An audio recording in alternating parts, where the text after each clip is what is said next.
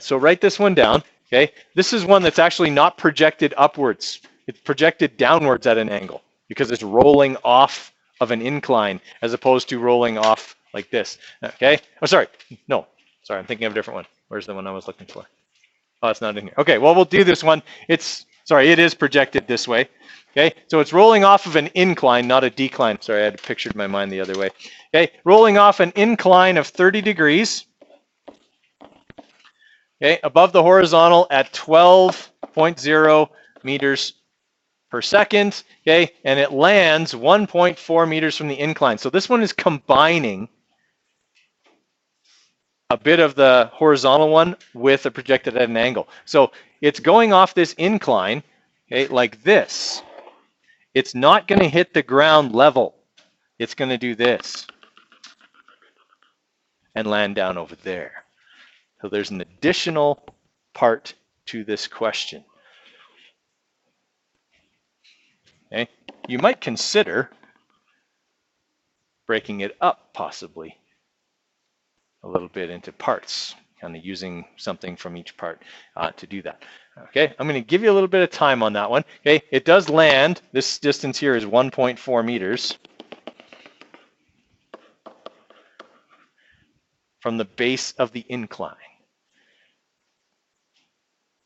Okay. See if you can figure that one out. It's actually a lot quicker than you might think by reading it. Okay, if you catch it, you'll be done like that. All right, so looking at this one, because we've done so many projectile motion problems where it's like, okay, calculate the horizontal distance, then calculate the maximum height, we get into a rut. Okay, we get into a rut of I have to calculate this, and then I have to calculate that, and then I have to, instead of looking at the problem and picturing what's going on. Okay, all this wants to know is how far is the ball going to fall from the top of the incline to the floor. It doesn't care how far it goes horizontally, even though that piece of information is important. It already told us that. We don't need to calculate it. It's 1.4 meters. Okay? All we're concerned with is the vertical displacement from the top of the ramp to the floor. Okay? So, in order to figure that out, the first thing I want to do is write down the things I can calculate and the things I know. From a vertical perspective, okay, VI is calculated the same way it always is. It's going to be the sine of 30 times 12, which is 6 meters per second. Upwards, positive 6 meters per second. Okay, V horizontal, calculated the same way it always is, okay, is going to be the cos of 30 times 12.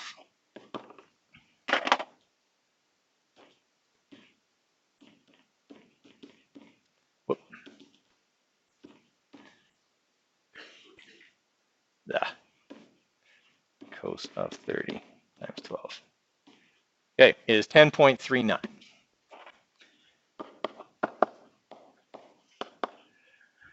Okay. The ball travels 1.4 meters at 10.39 meters per second. Can I figure out how long it's in the air for? Yeah. I always need to calculate time, but up until now, we've always used the vertical information to do it. This time I use the horizontal information. We're still looking for time. It's always important. Okay, but time equals d over v this time. Okay, that's going to be our 1.4 meters divided by 10.39. So it's going to be a very small time. Okay, it doesn't take long for this thing to hit the floor. Okay, so 10.39 divided by 1 point. Sorry, yeah, 1 point. No, I had that wrong. It's backwards. All right. 1.4 divided by our answer of 10.39. Okay, and we're getting 0.13 seconds. All right, so a small amount of time. Okay, so now that I have that, I'm going to bring it over here to go with my vertical information, 0.13 seconds. I'm going to add to this now that I know the acceleration is negative 9.81 meters per second squared. At this point, I want to forget about everything except what this thing is doing vertically. It's falling off the top of a ramp.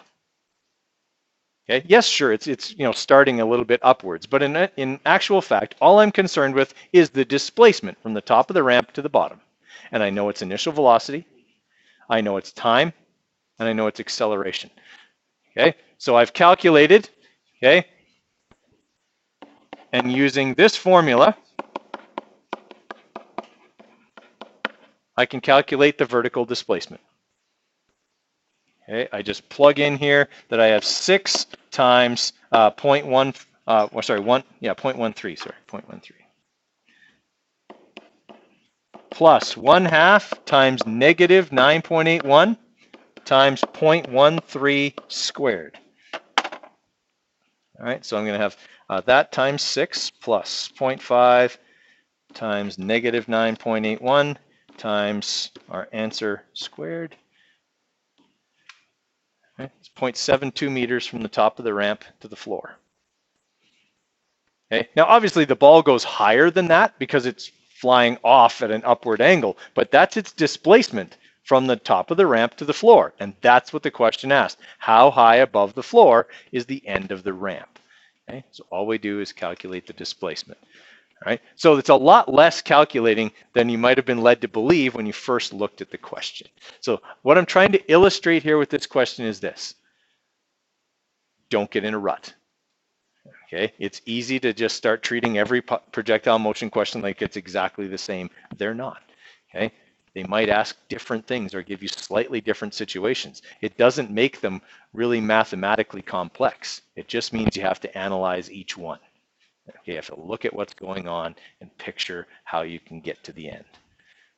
Okay, all right, questions on that one? All right, so really all I had to calculate was time.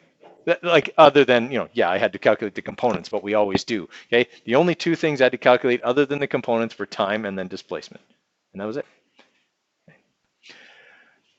All right. How far into the projectile motion worksheet did you guys get? Not far. I know Mr. Eden said you only had about 10 or 15 minutes at the end of class to do these. Okay, so what I want you guys working on now is that projectile motion worksheet, okay, and we'll go over any ones that give us trouble. Okay, one sec.